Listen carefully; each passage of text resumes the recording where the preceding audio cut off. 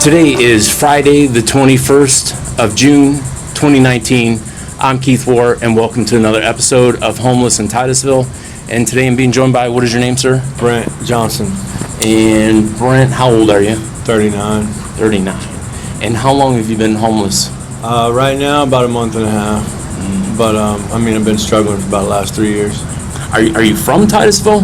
I originally was in Titusville about 5 years ago, and then just recently moved back this month and a half. So. But did you go to Titusville High School? No, I went to University High School in Orlando.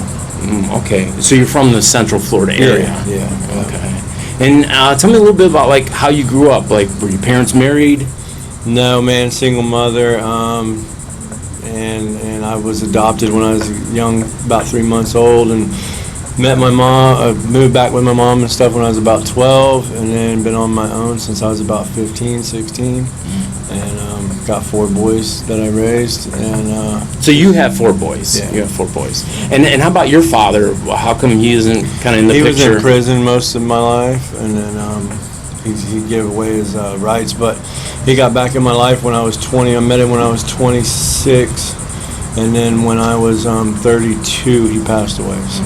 This is your adopted father? No, or that's my real father. Oh, your biological father. And had you ever met your biological mother? Yeah, that's actually who I moved down here with at the age of 12. She reached out to me, so. But then I moved out at the age of 15, 16, had a kid when I was 17. Okay. And did you have any brothers and sisters? I have 2 sisters, Cammie Mowry and Dana Mowry. One's in Indiana, one's here in Florida. Okay. And you said you have children already. How many do you have? I have 4 boys, Ethan Humes and Dakota Johnson and Clayton Johnson. My 2, Clayton Johnson, Dakota Johnson, they're both doing well, got good jobs, bought cars recently, getting married. Yeah, how old are they? 20, 21, and 19. Were you ever married? I also have a 13-year-old named Wyatt, but he's with his grandma since I don't want him to be out here. Were you ever married? I've been with the same girl for 23 years, Elizabeth Sparks. We might as well be married. She's just got picked up on an old warrant right now, getting some things taken care of. Hopefully she gets out August 1st. So. And where will you guys live when she gets out of jail? Well, hopefully by then I can find a job, if I can get an ID, and I've been go everywhere looking for a job, but I'm hoping that I have a solid place for her when she gets out. If not, hopefully I'm working and I can get a hotel or something. What kind of work has she done or will she do? She was a bartender and a general manager of a restaurant most of our relationship, but she don't want to go back to bartending. She's trying to stay out of that crowd. So would you say you guys struggle with alcohol and drugs? We have currently. So being a bartender is really not a good thing. Exactly. Because not only is there the drinking atmosphere, but there's also the party, the drug atmosphere. Right. So she's going to be coming out and completely sober, and I've been on the right track. So that's why it's important that I find employment and get a place just to keep us busy and keep us on the right track and keep that lifestyle going. What kind of drugs have you guys struggled with? I've struggled with opiates. Mainly has been the downfall. So I got in a bad accident when I was a kid, broke my arm in 8 places. It's full of titanium. The doctors put me on OxyContin, and the rest of the story you can pick up from the news. You get going to the pill mills, and then the pain specialist, and before you know it, you're addicted to something. You know what I mean? So. And how old were you when this happened? I was about 17. So you've been on opiates basically since you were 17. Right, and it's the first time I've, tried to get doing the right thing. So. And how are you doing? I went to a detox program in Merritt Island called New Visions, and I've been out, and they got me on a special medication right now. It's $50 a week, so it's hard to get it done, but. Is it Suboxone? Yeah, okay. Subutex, and it stops me, prevents me from being able to use. So. Right, and prevents you from going through withdrawal. Right, exactly. And how do you feel that stuff has changed your life? I feel like it makes me normal. I don't have to get up and do no hustle or nothing to to get right. You know, I can go to where I can function like an everyday person. You know? Right. Yeah, I think a lot of people who don't know better, I was a paramedic for a while, and people who don't know better think that it's all about somebody's chasing the high, but what they don't realize is that they're actually chasing wellness, because every morning their body is sick. It's like the worst kind of flu you can imagine. Unless you've been there, you could never imagine. And then that medication within a few minutes can make that all go away and you feel totally normal. Yeah, and it's prescribed by a doctor. So. And that I think that's what most people don't get. And I think I've seen a trend where, you know, we have all this stuff in the news, all this crackdown of doctors, and so these people that are in pain or they're physically dependent on opiates are now turning to the streets to heroin. And they're people who they are the type of people who would never do that, but they're being backed in a corner because all this is in the news and all, you know, they're being cut off legally. You're exactly right. I mean, that's the harsh reality of it. Yeah. And getting through this doesn't happen overnight. It's not like it's a matter of a weekend, right? Right. It's not like you detox over a weekend. No, you're talking 2 weeks, 2.5 weeks. Some people it's a month or more. Of, you know, puking and sweating and cold chills and, you know, and that's why the Subutex, they're winging me down a little bit. It's important that I try to stay on it. Yeah, and like, how could you imagine trying to hold down a job while withdrawing? There's no way. I lost a great job actually due to that.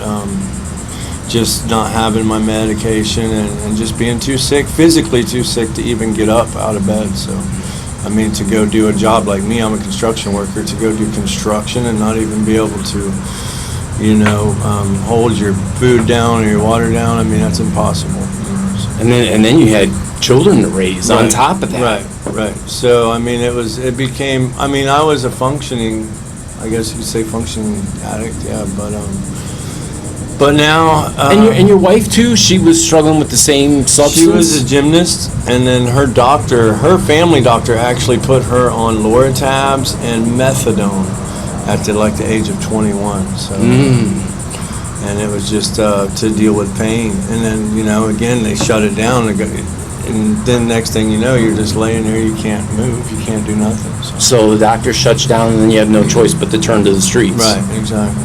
Wow. How about health insurance? You guys have, like, if you wanted to go to rehab, did you have the health insurance?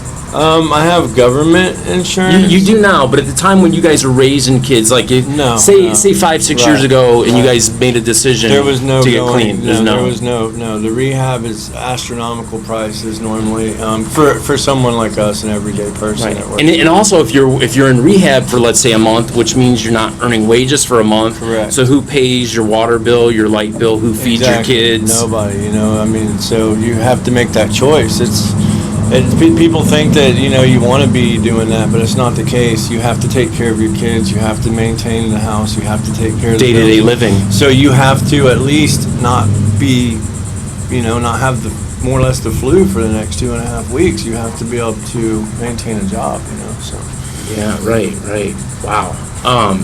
So you have all these difficulties facing you guys. You don't have all this stuff, and right now, you know, she's going to be physically clean, getting out. She's not even going to be on the Subutex. You know, she's correct. The jails actually, they have a program where it's kind of rough, but yeah, she's going to be out. She's going to be totally clean, and I'm trying. Do you think they detoxed her in a humane way? Do you think it was humane? I know what I went through once before was not, but then they kicked me out before I was even done detoxing. They kicked me out at the end when I was the sickest. You know what I mean? What do they do for you in jail when you're detoxing? They gave me a medicine to.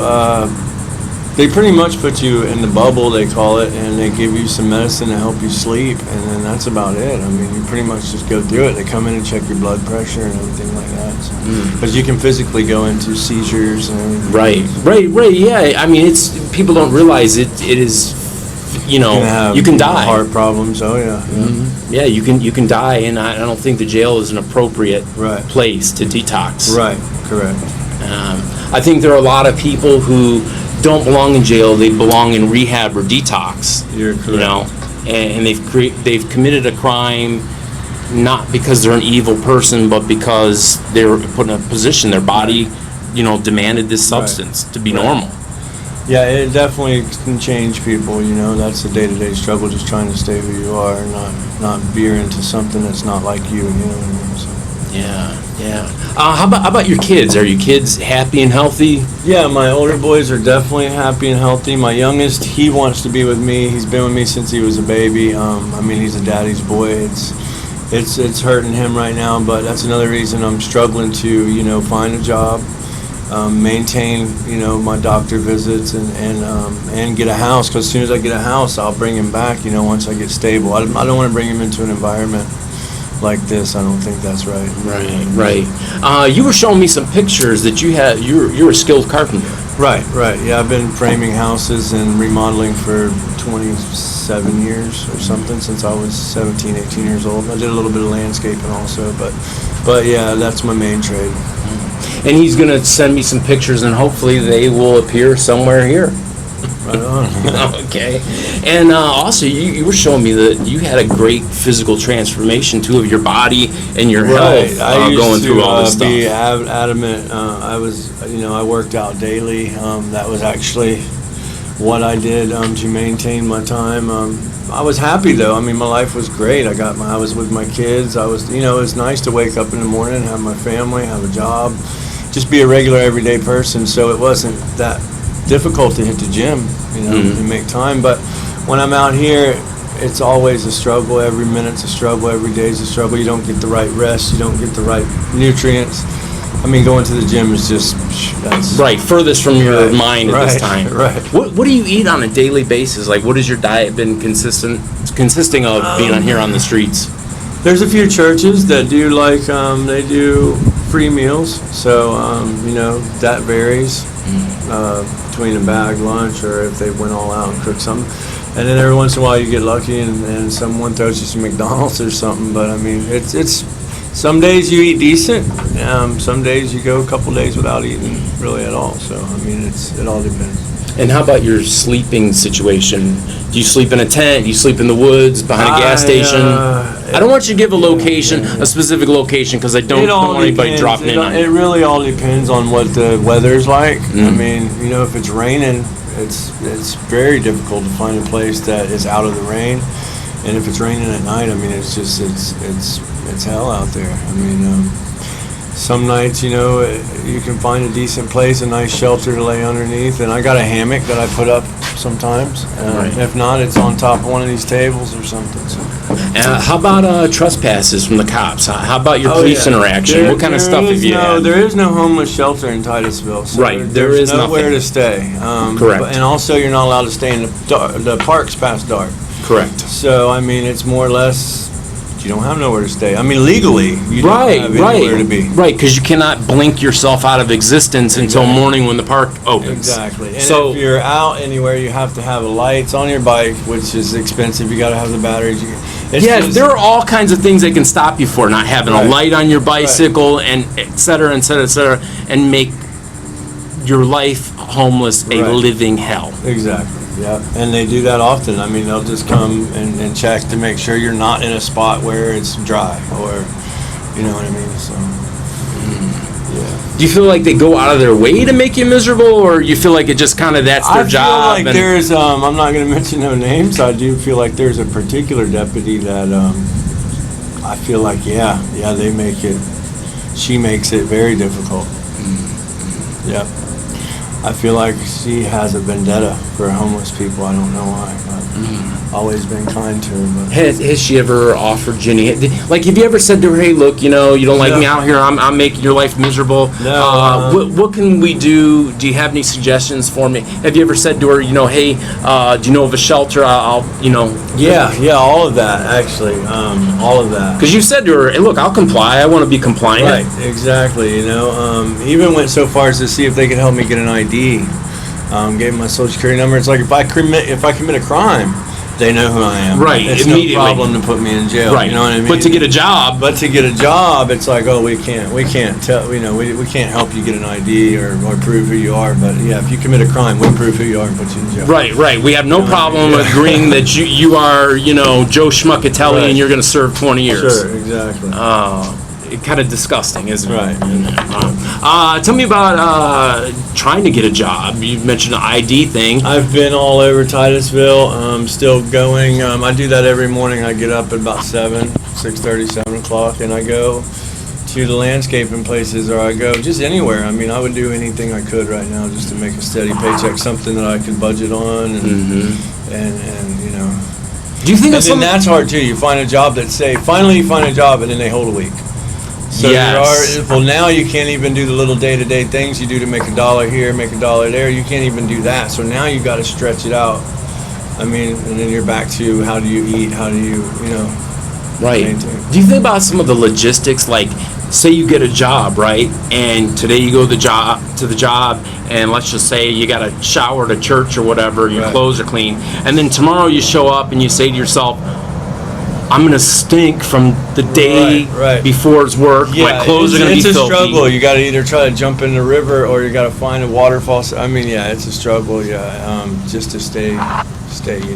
Right. So those people who judge and say, "Get a job, bum," they have no idea what they're talking about. My case, every day I apply for a job. Every day somewhere I apply for a job. With no ID. Yeah, but most jobs want you to apply online. Right. And if you don't have access to the internet. Right. So with me, no ID, and my social security card, my birth certificate, and ID all got stolen. So I got to have a social security card to get a birth certificate to get an ID, or a social security card. And then both of those to get an ID. So like people are like, get a job. Well, I mean, hand me an ID and I will go to work tomorrow. You know what I'm saying? So, I mean. Supposedly, there's a local organization here in Titusville that helps the homeless get an ID. Right. If you know who that organization is, please leave a message on Homeless in Titusville, and I hope you'll join Homeless in Titusville for people to hook up with you, stuff like that. So, before we go, do you have any friends or family or any messages you want to give to somebody that may watch this? Like, if your kids were to see this, is there anything you want to say to them? I just want to let everybody know that me and my wife are doing the best we have in years, as far as addiction-wise, physically. Right. We're doing the best we have in years. We're just trying to maintain this. If anybody's got any kind of work out there to help me get on my feet before she hopefully gets released August 1st, then that would be great. And just want everybody to know that trying to get my life together. Right. Oh, and I want to ask you this. This is a question I thought about. What do you think this experience of being on the street is kind of like done to your soul, like done to your spirit? It's changed me. I go to church on Sundays now for the first time in my life. I guess I finally, turned to God and hopes that there, is a God out there and that He's wanting to help someone like me. So other than that, I know I won't judge people if I do get back on my feet. The homeless guy, whether he's got on a pair of new tennis shoes or he's on a cell phone, you really don't know their struggle. You can't look at someone and say, oh, he's got a cell phone, he don't need no money, or oh, he's got new shoes. You never know who might have helped him out, but that doesn't mean anything. Right, so. It doesn't. All right, well, listen, guys, like I said, if you guys have a job opportunity for him, if you guys know of some other help, please don't hesitate to leave a comment below his video or somewhere on the Homeless in Titusville Facebook page. And as always, you guys can friend me at KEITHWOHR. I do accept your friend requests, and I do read your private messages. I also do read and see the messages you guys leave on YouTube. I do have to approve each message individually, so if you're wondering where your comment is and whatnot, that's why you don't see it right away. So, but I guess all I want to say is may you be just as blessed as you have blessed others. And until next time, thanks for watching.